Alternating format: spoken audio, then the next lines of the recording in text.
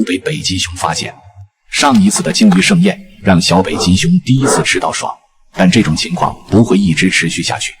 在零下60度的极寒下，每次失败的狩猎都会损耗身体能量。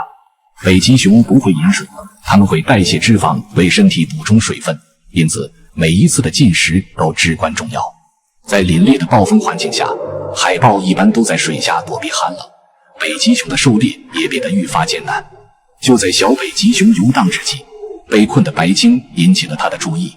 在食物匮乏的极寒之地，这一锅丰盛的白鲸绝对是不可多得的美味，但要想吃到它们，仍是一个棘手的难题。成年白鲸的长度可达5米，体重在2吨左右。身为哺乳动物，它们无法摆脱用肺呼吸的特性，每隔15分钟就要浮上水面换气。而上方的小北极熊已经静候多时，